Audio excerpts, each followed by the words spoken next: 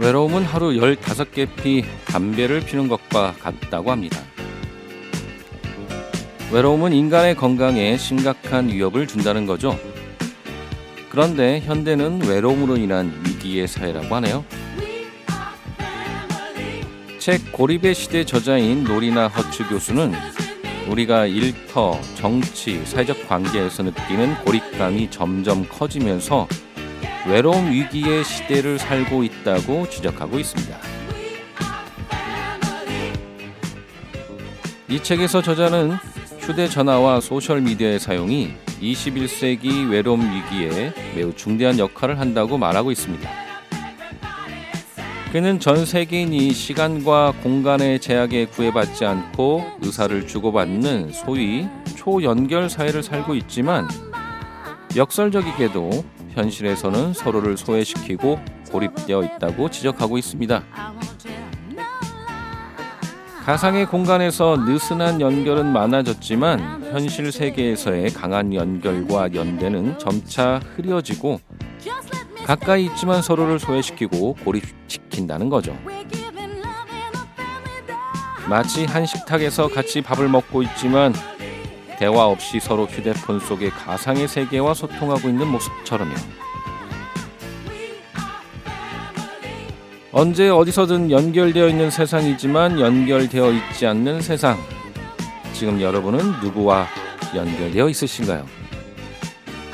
잠시 휴대폰을 놓고 지금 옆에 계신 분과 대화 나눠보시는 게 어떠실런지요?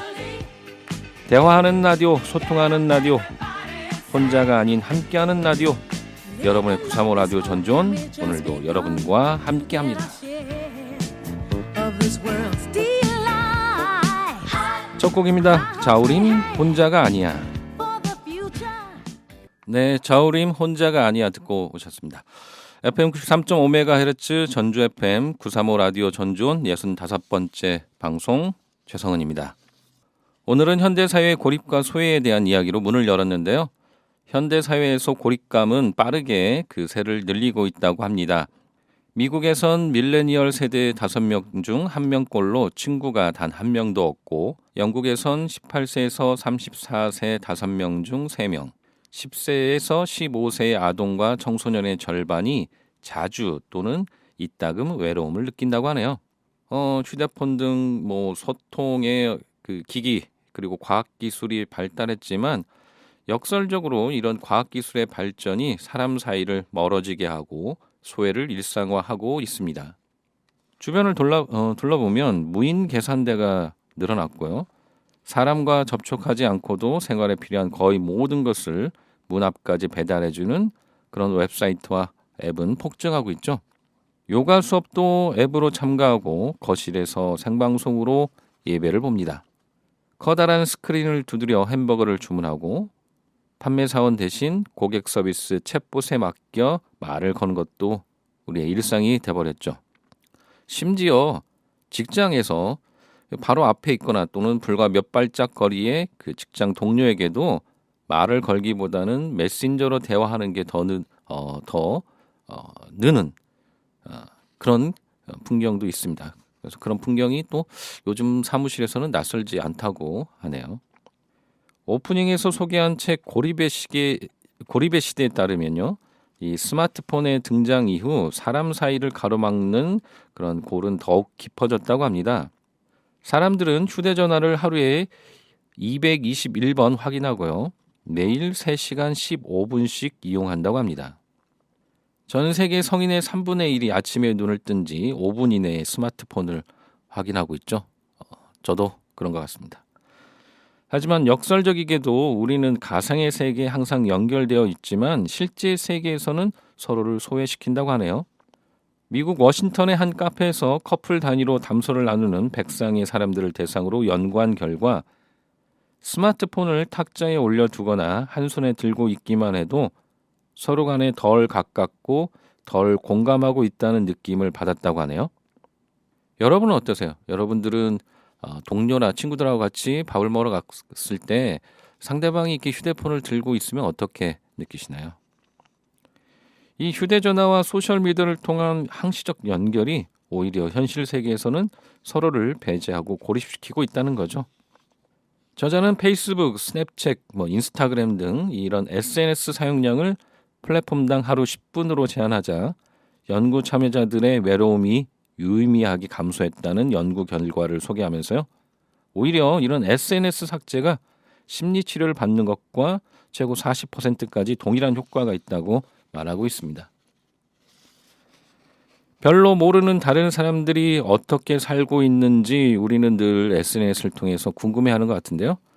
그런데 그것보다는 여러분의 가족, 친구, 주위 사람들에게 관심을 가져보심이 어떨까 싶네요.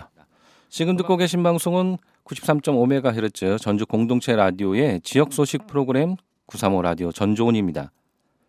935 라디오 전조온은 전주 지역의 행정, 문화, 동네 등 다양한 지역 소식을 전하고 전주의 다양한 인물들을 만나보는 시간입니다. 오늘 2부에서는요. 지역사회 해결을 위해 노력하고 계시는 전주대 한동숙 교수 모시고 이야기 나눠보겠습니다. 채널 고정해주세요. 전주 공동체 라디오 주파수 93.5MHz고요. 매일 오전 6시부터 저녁 11시까지 방송되고 있습니다. 홈페이지 통해 실시간 듣기 가능하고요. 스마트폰 어플리케이션 통해서 실시간 듣기, 다시 듣기 또 가능합니다. 공동체 라디오 앱을 검색하셔서 다운받으시면 되고요. 많은 애청 부탁드리겠습니다. 전주 공동체 라디오는 열린 방송, 함께하는 방송, 시민들이 직접 제작하고 운영하는 방송입니다. 시민분들의 많은 응원과 후원 부탁드립니다. 후원회원 가입은 전주 공동체 라디오 홈페이지를 통해 하실 수 있습니다.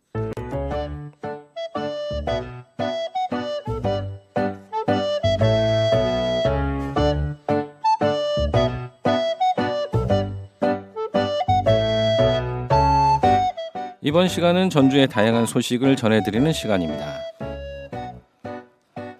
전주시에서는 2024 전주시민 전세 사기 피해 예방 교육을 합니다. 전주시에서는 최근 전주시에서도 전세 사기 피해자가 발생함에 따라 전세 사기를 예방하고 피해를 최소화하고자 전주시민 전세 사기 피해 예방 교육을 실시합니다. 강사는 이진아 부동산 전문 변호사이고요. 교육 내용은 전세 사기 유형과 사례, 예방 방안, 부동산 계약 시 알아야 할 내용 등입니다. 교육 일시는 7월 26일 금요일 오후 2시에서 4시이고요. 장소는 전주시청 강당입니다. 전주시민 누구나 참여 가능하다고 합니다. 전주 시민이 업무와 관계없는 질병이나 부상으로 일을 쉬어야 하는 경우 상병수당을 신청할 수 있습니다.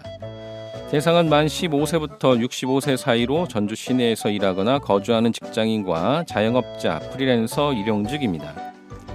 다만 가구 합산 건강보험료가 기준 중위소득 120% 아래여야 한다고 합니다.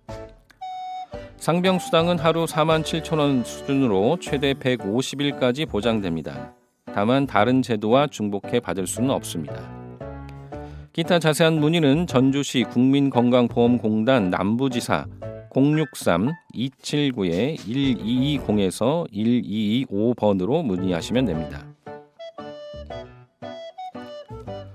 전주 정원문화센터에서는 24년 8월 정원 교육 프로그램 참여자를 모집합니다. 정원 유지관리, 가족과 함께하는 정원 체험, 놀이 정원사, 베란다 정원 가꾸기, 반려식물 만들기 등 다양한 프로그램이 진행됩니다. 신청 기간은 지금 하고 있고요. 선착순 마감이라고 합니다. 확정자는 개별 통보 드리고 있고요. 신청 방법은 전주 정원문화센터 홈페이지 온라인 접수를 하시면 되고요. 자세한 문의는 전주 정원문화센터 063-281-8647번에서 9번으로 하시면 됩니다. 전주시는 시민들의 일상 속 독서 문화 확산을 위해 오는 8월 23일까지 2024 전주 독서대전 시민 공모전을 개최합니다. 이번 공모전은 전주 올해의 책 독후화, 전주 올해의 책 독후감, 전주 독서대전 인스타툰 등 3개 부문으로 진행되며 책을 사랑하는 전 국민 누구나 참여하실 수 있습니다. 시는 수상작이 수록된 문집 4개 가장 소중한 책 이야기도 발견할 예정이고요. 2024 전주 독서대전은 오는 10월 11일부터 13일까지 3일간 전주 종합경기장에서 열릴 예정입니다. 공모전 등 전주 독서대전에 대한 자세한 사항은 전주 독서대전 누리집을 참조하거나 전화 063-230-1852번으로 문의하시면 됩니다.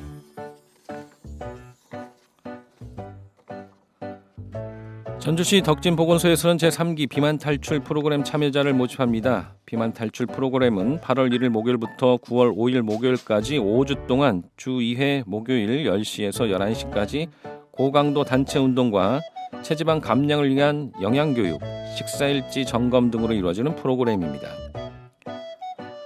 모집 기간은 7월 26일 금요일까지고요. 선착순 마감입니다. 모집 대상은 만 19세 이상, 만 65세 이하의 체지방률이 남성은 20%, 여성은 28% 이상인 전주시민 20명입니다.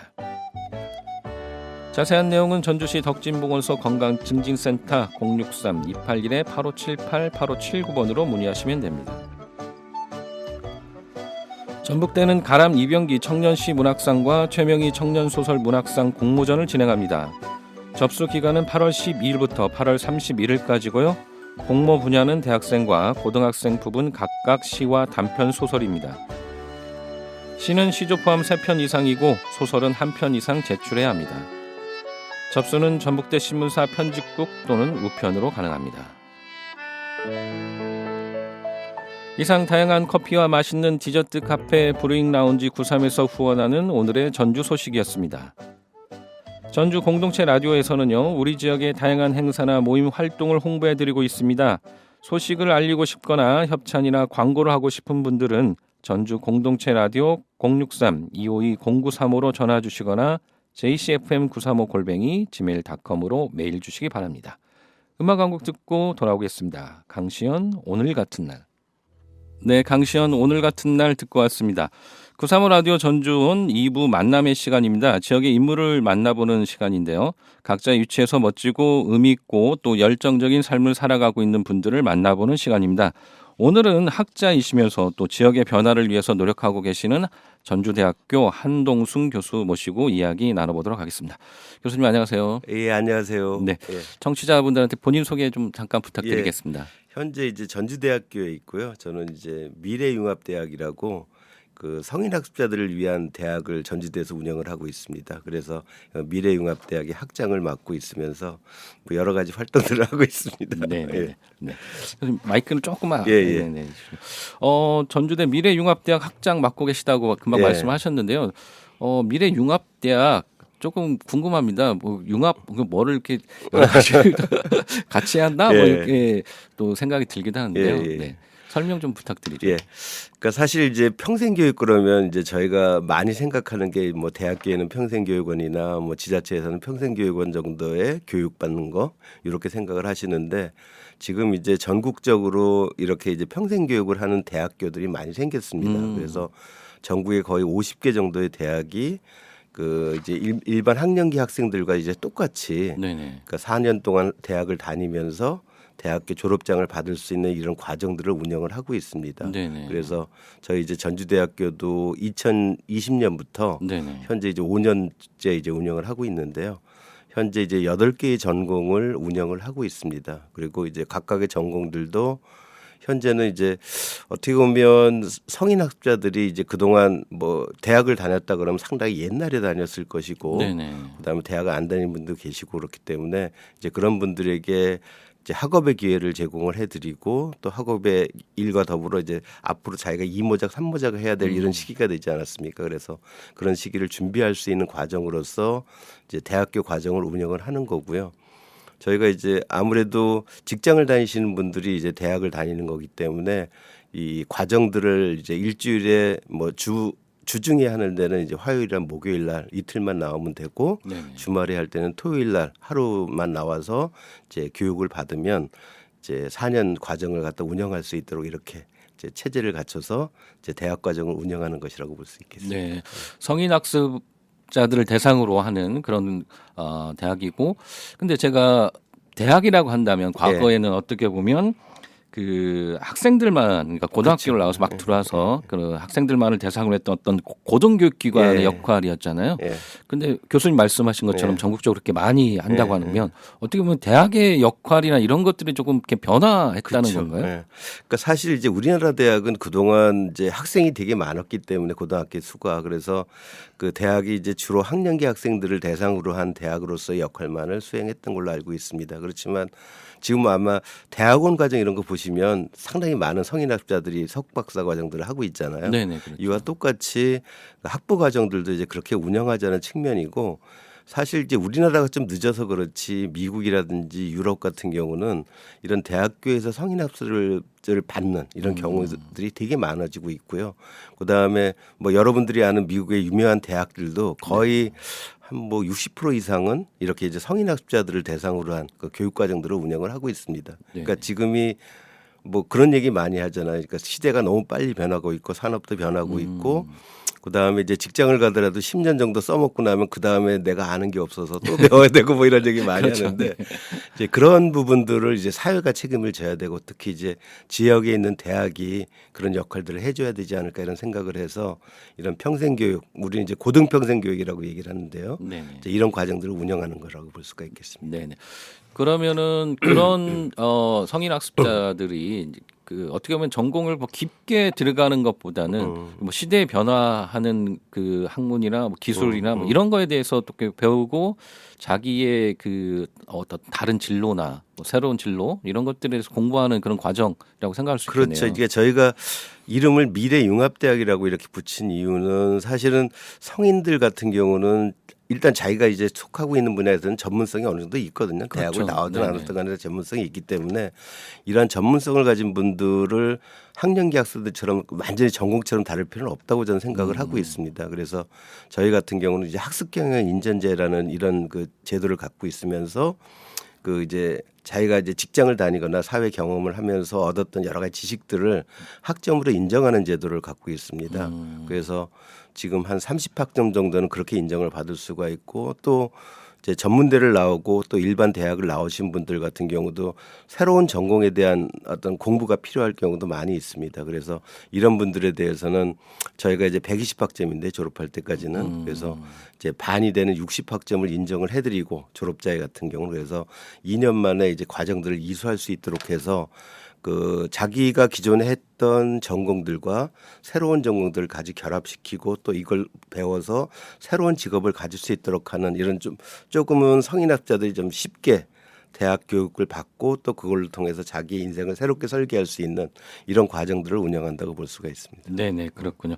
또 이제 성인 학습자들은 뭐 직장도 다니기 때문에 예. 이렇게 평일이 아니고 그렇죠. 주말 과정도 예, 있고 예, 예. 네, 그렇게 많이들 하고 있는 것 같네요. 그 제가 알기로 교수님이 대학에 재직하신 지 예. 30년이 예, 넘었다고 그렇습니다. 이렇게 알고 있습니다. 그동안 학자로서 어떤 부분에 이렇게 관심을 두고 계신지 그리고 전공이 제가 좀 궁금합니다.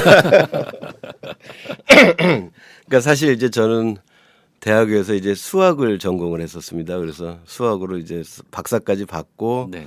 사실 이제 전주대 처음에 왔을 때는 이제 수학이라고 하는 부분을 학생들에 가르치고 이런 부분에 되게 열심히 했었는데 아무래도 이제 지역 대학에서 순수 학문을 한다는 게 쉽지가 않더라고요. 그렇죠. 네. 학생들도 그렇고 저도 그렇고 그래서 저는 이제 이런 순수 학문을 학생들에게 이렇게 얘기하기는 좀 어렵다 이런 생각을 해서 저 나름대로 이제 이 콘텐츠란 분야 이제 뭐 저는 지금 현재 게임에 대해서 얘기를 하고 있지만 콘텐츠 분야에 이제 제가 여러 가지 공부를 해서 이제 그쪽 분야를 학생들에게 이제 얘기하는 이런 그 학문으로 좀 바꿨고요.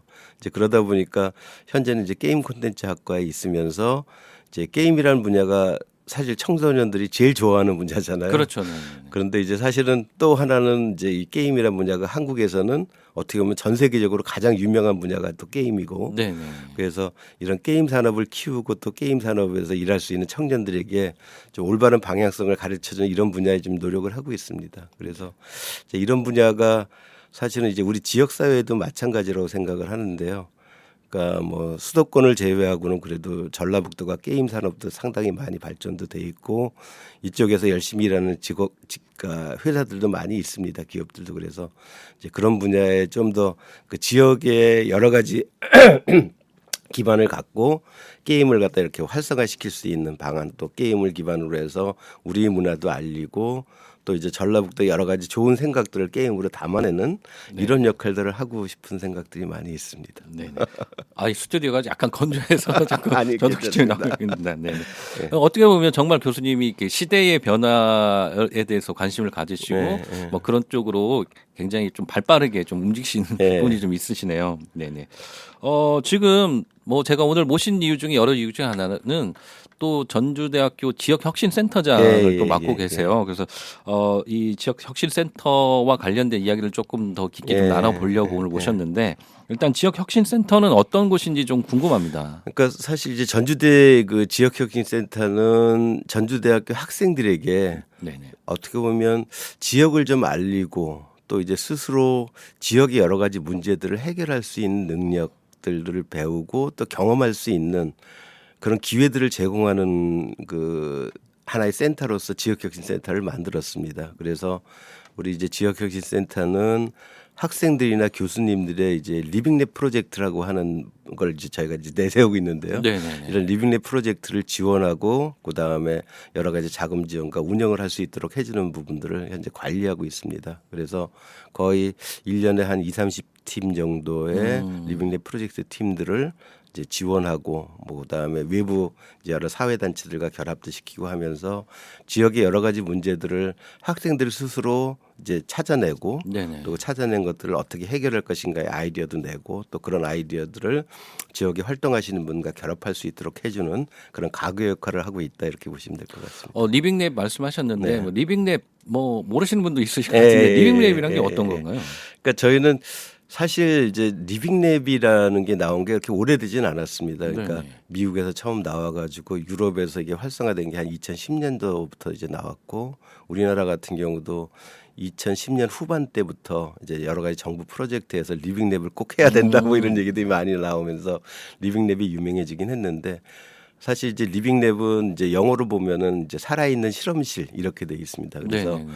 그러니까 사실 이제 우리가 그동안 보면은 연구도 그렇고 모든 활동, 학문 활동들이 어떻게 보면 연구실에 갇혀서 하는 일이 되게 많았었거든요. 그래서 연구자를 위한 연구를 한다든지 이런 게 많았었는데 이런 부분을 이제 좀 더 없애고 실제 이제 이해 당사자들 기반으로 해서 살아있는 실험실이라고 저희가 부르는데요. 네네.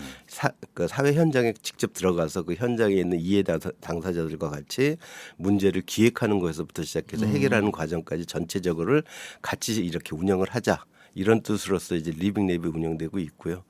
그 대학에서 하고 있는 리빙랩들은 일단은 이제 학생들이 사실은 뭐 전문성이 이렇게 많이 높지는 않기 때문에 학생들 스스로 이제 자기가 어떤 문제를 발굴하고 또 이걸 하나하나 해결하는 과정 속에서 아주 되게 좋은 경험들을 많이 하거든요. 그렇죠. 그래서 네. 이제 그런 경험을 갖다 이제 익힐 수 있도록 하는 프로젝트로서 하나의 교육 과정으로서 또는 학생과 지역 사회를 결합시킬 수 있는 하나의 과정으로서 리빙랩을 운영하고 있는 것입니다. 네. 어떻게 보면 삶의 현장 속에서 예. 우리가 탁상공론이 아니고 그렇죠. 직접 그 현장 속에서 문제를 또 고민하고 해결하는 그런 과정이라고 생각하면 될 것 같네요. 예. 네네. 굉장히 좋은 아이템이고 그 교육 과정인 것 같습니다. 실은 뭐 저희 공동체 라디오도 네네. 어떻게 보면 뭐 그런 것들에 대해서 고민을 많이 하고 있는데, 근데 저도 그런 생각들을 많이 합니다. 그 학교 대학이나 이렇게 대학에 굉장히 뛰어난 연구 자원이나 또 인력들이 많은데 뭐 지역에서는 솔직히 저희도 뭐 이런 사회를 바꾸려고 하는 노력들을 하고 있지만 굉장히 좀 부족해요. 근데 이제 같이 연계가 되면 굉장히 좋은데 과거에는 뭐 지금도 마찬가지고 좀 대학과 지역 사회가 조금 떨어져 있는 그런 느낌들을 많이 봤거든요. 그래서 아마 그런 부분에서 또 연계가 많이 될 것 같긴 합니다. 근데 그러면은 뭐 그 리빙랩 이런 것들을 하는데 어떤 대표적인 어떤 성과나 사례 뭐 이런 것들이 조금 있을까요? 예, 그 사실은 이제 리빙랩 그러면 이제 저희가 전주 같은 경우도 사회혁신센터라고 옛날에 있었습니다. 네네네네네. 지금도 이제 운영을 하고 네네. 있는데 이 사회혁신센터가 이제 리빙랩을 전격적으로 이제 전주시에서 많이 운영을 했었습니다. 네네네. 그래서 뭐 이제 그 반려묘에 대한 얘기부터 시작해가지고 우리 생활 속에 있었던 여러 가지 문제들 뭐 대표적인 게 이제 쓰레기 환경 문제들이 많이 있었죠. 네네. 그래서 이제 이런 문제들을 어떻게 해결할 것인가에 대한 노력도 했었고 그렇게 하면서 거의 이제 사회혁신센터 같은 경우는 뭐 1년에 거의 100개 이상의 어떤 리빙랩 프로젝트를 하면서 전주 시민들과 함께 그런 프로젝트를 진행을 했었고 지금 전국적으로도 이런 리빙랩을 참 많이 하고 있습니다. 그래서 각 대학들이 제가 이제 대학 리빙랩 네트워크 회장을 맡고 있는데 거의 이제 이 네트워크에는 한 40개 정도의 대학들이 들어오면서 대학 내에서 여러 가지 어떤 활동들을 리빙랩으로 풀어가는 이런 역할들을 하고 있고요. 그래서 대표적으로 보면 뭐 지금 이제 돌봄 파트에서는 이런 리빙랩 프로젝트들이 많이 진행되고 있습니다. 네. 그러니까 환자들의 이제 그 환우의 모임 같은 경우에서 그 문제들을 어떻게 해결할 것인가를 스스로 여러 가지 해결책을 만들어가는 분들이 계시고요. 뭐 당뇨병 같은 경우도 이제 당뇨병을 치료하기 위해서 여러 가지 이제 기구들이 필요한데 그런 걸 직접 만드시는 분들도 있고 그래서 전문가의 도움도 받긴 하지만 전문가와 함께 이 이해 당사자들 스스로가 전문가가 되는 이런 과정으로 이렇게 건너가는 분들도 꽤 많이 있습니다. 그다음에 재생에너지 분야에서도 에너지 태양광 패널이나 이런 것들을 직접 자기가 만들어 가지고 그걸 갖다 보급하는 일도 하고 지역 내에서 이제 수리를 갖다 직접 담당하고 그러면서 그러니까 저희가 이제 리빙랩에서 최종적으로 목표로 하는 것은 결국은 이해 당사자들이 실제로 전문가가 되는 이런 것이 이제 가장 좋다고 생각을 하거든요. 아, 그렇게 커갈 수 있도록 만드는 이런 과정들이 많이 있습니다. 그러니까 본인이 생활 속에서 느끼는 어떤 불편함, 예. 뭔가 개선해야 할 것 같은 이런 것들을 그냥 누가 해줬으면 좋겠다 이게 아니고 예. 내가 주체가 돼서 스스로 하는 거죠. 스스로 하면서 그 과정에서 또 전문가의 도움을 받으면서 예. 본인이 성장하는 예. 그런 예. 과정이군요. 네. 예. 네. 저기서 그렇게 되면 모두가 다 본인이 그 일상에서 느끼는 문제점. 어려운 점 이거를 굉장히 잘 아는 게 본인이 그렇죠. 이 가장 큰 전문가잖아요. 네. 그러니까 요새 같은데 이제 그렇습니다. 그러니까 사실은 이제 뭐 인터넷을 통하면 모든 지식은 사실 다 있거든요. 네네. 근데 이제 그걸 내가 얼마나 노력하느냐 또 이걸 어떻게 해결할 것이냐 이렇게 끼워 맞추는 과정들이 좀 어려울 뿐입니다. 그래서 일정 정도 뭐 우리가 뭐 10년 정도 지나면 다 전문가라고 얘기하잖아요. 그만큼 이제 자기가 어떤 한 분야에 몰입을 하고 거기에 대해서 이제 많이 알게 되면 사실은 전문가거든요. 이제 그런 분들이. 그래서 그런 분들이 스스로 나설 수 있게 사회적으로 이렇게 어떻게 보면 인정은 안 해주는 것이 문제지 이제 그런 그분들은 거의 그런 수준에 와 있는 거죠. 그러니까 환우회 같은 경우도 보면 자기가 어떤 병을 갖고 진짜 한 10년간 그걸 고치기 위해서 노력했다 그러면 그 사람은 의사보다 더 뛰어난 전문가거든요. 네. 이제 그런 사람들이 스스로 자기 병들을 고치고 어떤 기구들을 만들고 하는 이런 역할들은 되게 중요하다는 거죠. 네. 뭐 그렇긴 한데 이제 본인들이 그 과정에서 누군가 옆에서 도움을 당연히 주고 그렇죠. 전문가가 조금 거들어 주면 네, 더 네. 빨리 그게 또 할 수 있을 것 같네요. 근데 교수님은 왜 이런 지역 혁신 이런 거에 관심을 갖게 되셨나요? 그러니까 사실 뭐 저는 그렇습니다. 그러니까 제가 갖고 있는 여러 가지 기반들 사실 뭐 수학이라는 건 그러니까 실생활에 그게 필요는 없지만 여러 가지 사고하는 데 도움을 많이 주고 있고 또 제가 이제 게임이라든지 이런 IT 콘텐츠를 많이 하다 보니까 이제 결국 이 콘텐츠라는 거는 그 생명이 결국 살아 있어야 되는 거거든요. 현장 속에 살아 있는 부분들이 되게 필요한 거고 그와 결합됐을 때 힘을 갖게 된다고 저는 생각을 합니다. 이제 그렇기 때문에 이제 이런 부분에 관심을 갖게 됐고 또 하나의 측면은 제가 이제 대학교 다닐 때부터 이제 과학기술이라는 거에 대해서 되게 고민을 많이 했었어요. 그러니까 우리가 과학기술이 사실은 이제 과학기술이 발전한 건 다 군사적인 사람을 죽이기 위해서 만든 거다 이렇게 얘기하잖아요. 그렇지만 또 우리는 그 외에 또 그것 때문에 또 혜택을 받고 이렇게 살아가고 있고 결국 우리가 지금까지 이렇게 풍요를 이제 어떻게 얻는 것은 결국 이런 기술이라는 분야가 되게 이제 큰 역할을 했다고 생각하는데 이 기술이 이렇게 오용되고 남용되는 걸 보면서 우리 인간을 위해서 이걸 다시 되돌려놓는 일이 필요하지 않을까. 이제 그런 방법들은 결국은 여러 가지 과학 전문가들이 참여하는 것들이 필요한 거지만 또 전문가만 갖고 이게 되지는 않더라고요. 그래서 이렇게 현장과 같이 결합하면서 이런 그 과학 기술을 활용해서 좀 더 이런 역할들을 해나갔으면 좋지 않을까 이런 생각이 들었습니다. 우리가 이렇게 공동체를 하는 것도 사실 그런 거죠. 그러니까 어떻게 보면 큰 자본 들이지 않고 이런 미디어를 갖다 우리가 장악을 하고 이 미디어를 통해서 많은 사람에게 우리 얘기를 할 수 있게 된 것도 어떻게 보면 과학 기술의 발전에 의한 것이라고 저는 생각을 하거든요. 네네. 뭐 제가 아까 오픈 중에도 말씀을 드렸는데 뭐 과학 기술이 발달했는데 오히려 이게 이제 약간 부작용으로 그렇죠. 서로 사람들 간의 이게 소통이나 뭐 이런 것들도 조금 소홀하게 해주고 그다음에 여러 가지 부작용이 나타날 수 있는데 어떻게 보면 교수님은 이런 과학 기술을 통해서 다시 본래의 어떤 사회에 좋은 역할을 할 수 있게끔 이렇게 노력을 하시는 것 같습니다. 네. 근데 지금 제가 알기로는 전주대학교가 어떤 지역과의 연계나 지역과 이렇게 함께하는 활동이 굉장히 관심을 많이 갖고 공을 많이 들이는 것 같아요. 예. 네, 그래서 그런 것 같습니다. 네, 아무튼 근데 뭐 저희가 그 리빙랩 말씀을 하셨는데 지역에서 여러 가지 어떤 문제점들 많이 있긴 한데 대표적인 게 요즘에 얘기 나오는 게 청년들이 지역에 정착하기가 좀 어렵다. 그리고 뭐 청년 인구의 유출, 뭐 지역 소멸, 일자리 부족 예, 등 뭐 굉장히 다방면으로 지역에서 굉장히 어려움을 겪고 있는데 그러면 뭐 이러한 문제들을 좀 해결하기 위해서 우리는 또 어떤 노력들을 해야 할지 좀 궁금한데요. 그러니까 참 어려운 질문을 하시는 것 같은데요. 죄송합니다. 어려운 그러니까 사실 이제 모든 정치가들 지역에 사시는 모든 분들의 걱정이 지금 지역 소멸, 그다음에 고령화, 청년 유출 이 얘기를 하고 있습니다. 그리고 정부에서도 이거에 대한 대책들을 다 내놓고 있는데 네.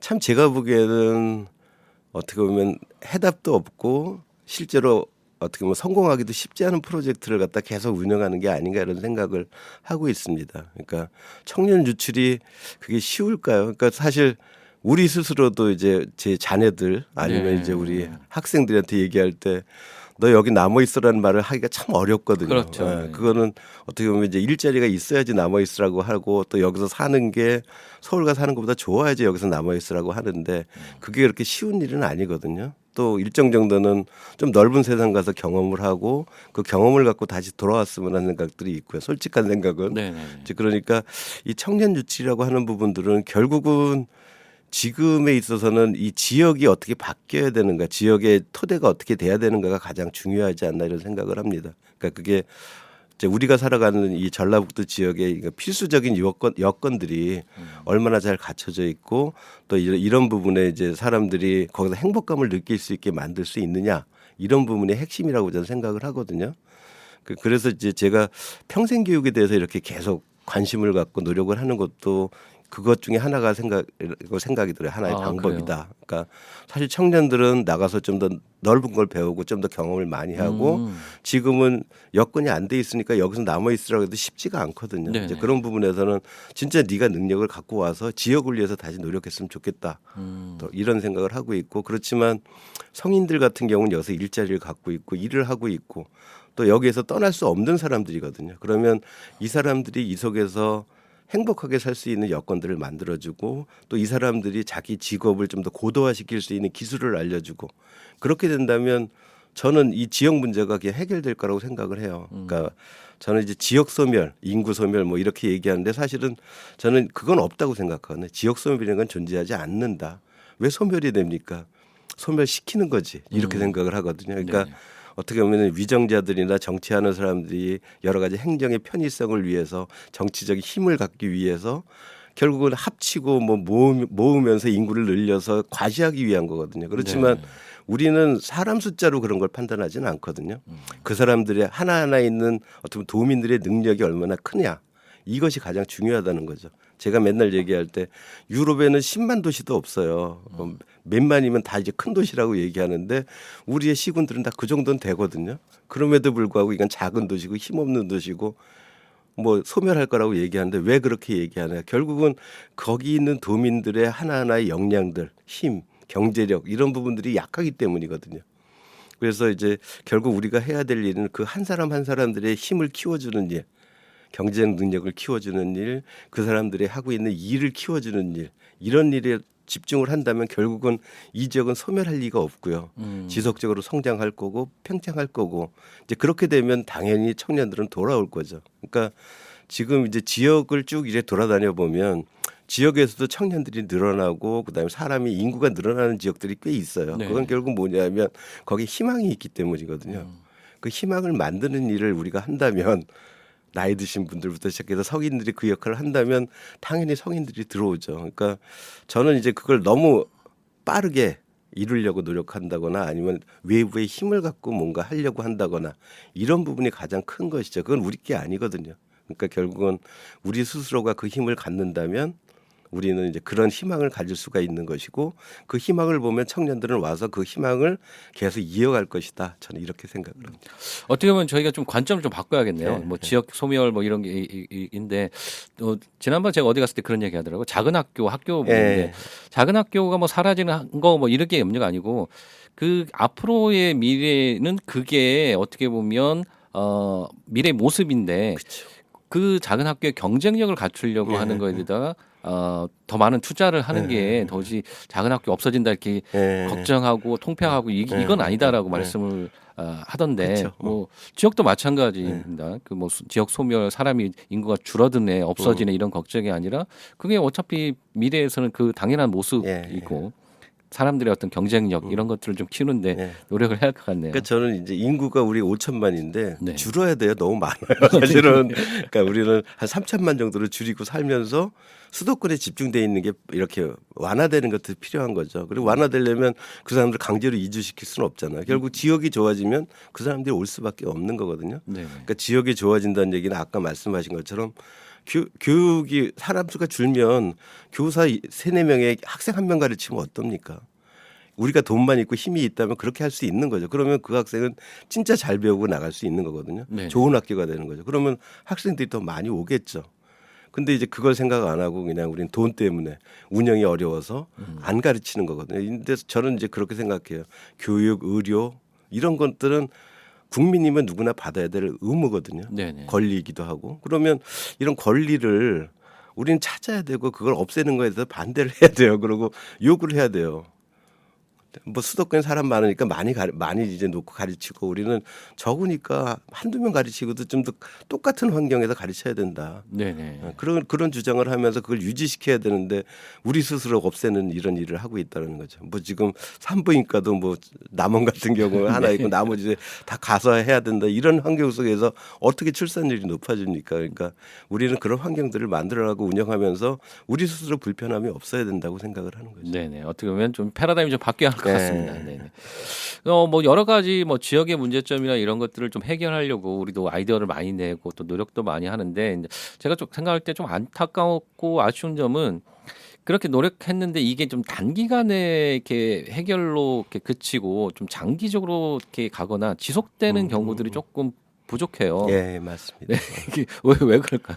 그러니까 그게 이제 사실은 이제 모든 이게 이제 지원을 받고 하다 보니까 그런 것 같아요. 그러니까 지원 정책이라는 게 1년 단위로 되고 있고 또 이제 정치인들도 자기 임기 내 뭔가 끝내야 되는 거 이런 것 때문에 그 정권의 어떤 흐름에 따라서 이게 단기화되는 이런 측면들이 존재하는 것 같습니다. 그런데 이 주도권을 바꾸는 게 가장 먼저라고 저는 생각을 하거든요. 그러니까 이제 제가 이제 임실 치즈마을에서 같이 이렇게 일을 하면서 거기서 이제 얘기를 들어보면 그분들은 마을에서 하고 싶은 사업을 골라요. 골라서 이 사업이 나에게 필요하면 하는 거고 아니면 안 해요. 그리고 그 사업을 갖고 오더라도 그 사업의 성격에 따라서 사업이 바뀌는 게 아니고 그러니까 일하는 게 바뀌는 게 아니고 그 사업을 우리에 맞추는 거죠. 그러니까 보통은 반대인데요. 그 주도권을 누가 갖느냐의 문제라고 저는 생각을 합니다. 그러니까 저는 마을 공동체가 됐던 어떤 공동체 활동이 됐던 지역에서 어떤 활동을 하든 간에 그 활동하는 주체들이 자기가 어떤 일을 하겠다는 비전과 목표가 쫙 세워져 있다면 거기에 맞게 사업들을 배치해서 운영을 해야 되는데 거꾸로가 되고 있거든요. 그러니까 사업이 있다 그러면 어떻게 보면 나를 변신시키고 나를 갖다 바꿔서 거기에 맞춰서 일을 하다가 끝나면 또 그게 없어지고 딴 거 해야 되고 이런 식으로 가니까 이 전체적인 흐름이 안 나오는 거거든요. 결국은 우리가 이제 그 어떤 일을 하든지 그 지역에서 현장에서 이렇게 중심체가 있다면 그 중심체의 어떤 골관들이 그대로 유지되면서 그 속에서 사업들이 배치돼야 되는 이런 거라고 저는 생각을 합니다. 그랬을 때 주도성이 나오는 거고 저희 이제 학교에서도 사실은 그렇게 이제 지역에서 활동하시는 분들과 저희가 같이 그렇게 결합하고 또 그런 일을 지속적으로 지원하면서 하는 일은 여러 가지 분야가 있을 거잖아요. 그럼 거기에 맞는 전문가들과 계속적으로 만나면서 그 폭을 넓혀간다면 그게 어떤 지속성을 갖다 지속적으로 유지하면서도 하나의 큰 틀이 될 거고 저희는 이런 걸 플랫폼이라고 얘기하거든요. 네네네.